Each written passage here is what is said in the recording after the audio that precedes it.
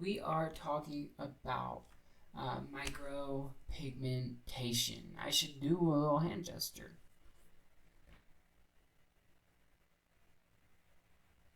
Yeah? Come on, speak if you've got something to say. Uh, Baldy, have you looked in the mirror lately? You're not exactly sporting a lion's mane, pal. You're wrong. That's it? You've only got one hair, you pasty unicorn. Let's get into what we're going to be talking about today. So, micropigmentation is the second procedure that I had done for my hair.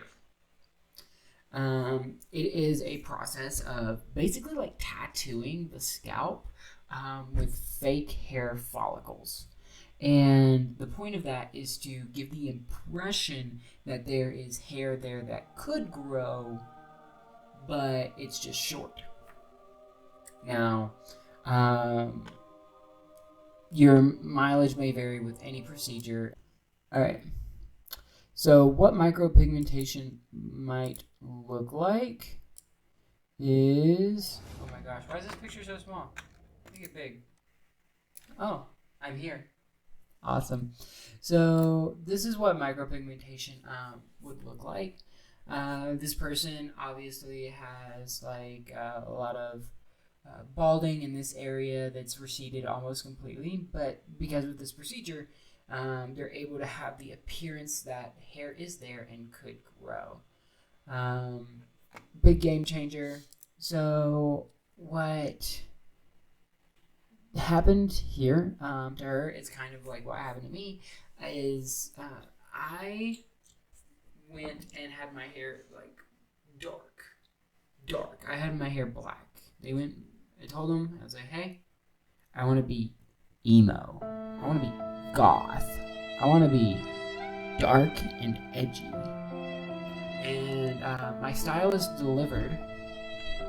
However, I didn't realize that, in like a few weeks, my hair was just going to look like this. It was super thin wherever I parted it, and that was a huge issue for me.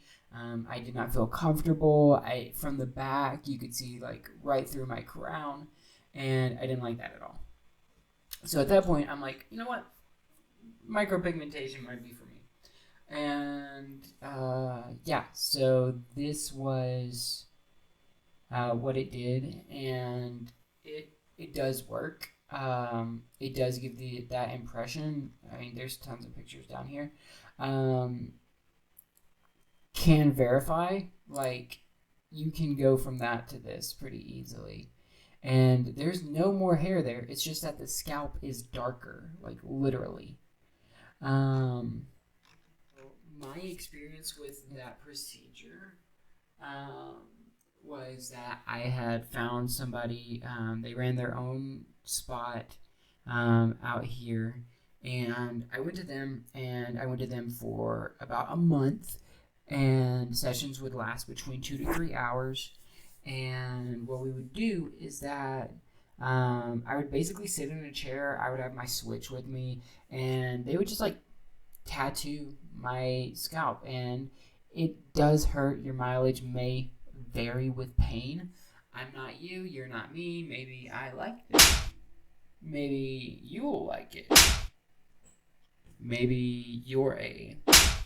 I was able to just have a conversation and just play my Switch most of the time while they were working on me. And in the States, I believe the cost should run between around $1,500 to $4,000 is reasonable. If you needed your entire head did, if you need micropigmentation, if you need micropigmentation and you need your hair did, maybe that's expensive. But if you just need the micropigmentation, $1,500 to $4,000 is about the ballpark I would place it. Recovery for it is about a day of no washing your hair each time. So you go for a session. I would go for my sessions on Sunday. So that meant that Monday I couldn't wash my hair. Tuesday I can wash it. It's fine. I do suggest going to a place that has like lifetime touch-ups because it will fade over time. And by getting those lifetime touch-ups, you just guarantee that you could just go back there and just get it done for free again after you've paid it off. So that's my recommendation for that. You also, if you're getting those touch-ups, it's good to make sure that they're like 6 months or more apart, because doing them too fast, you'll just black out your scalp. Your scalp will just be black. It'll just be a tattoo at that point, and that's no good. Also, I'm sick, so if I sniffle and stuff, I'm sorry. Aside from that, it did exactly what I wanted it to. Like those pictures I showed you, it just gives the appearance that my hair is like nice and thick, like everywhere. And that is really cool. They didn't need to do it on the sides. They can't really do it in one spot, so I'm jumping around. Let's slow down. They usually don't need to do it on the sides because most people keep their hair there longer and it's thicker. This is where, like, the back of my head is where I got my FUT transplant taken from, just because they're like, oh, your hair is really thick back here, just not on the top.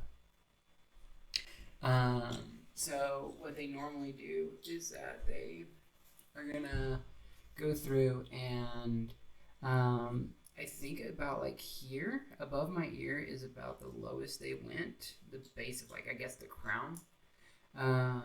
And they go through all over, and they do have to go all over because you don't just want like one strip darker and the rest is the same. That doesn't really do what you would need it to. So having that done and getting it all over is what you want, because you don't want to have to just be able to part your hair one kind of way.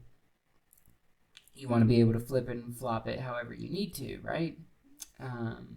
So even if it is more expensive to do that, it is the recommendation. Let's see, aside from that, I am going to wrap this video up now.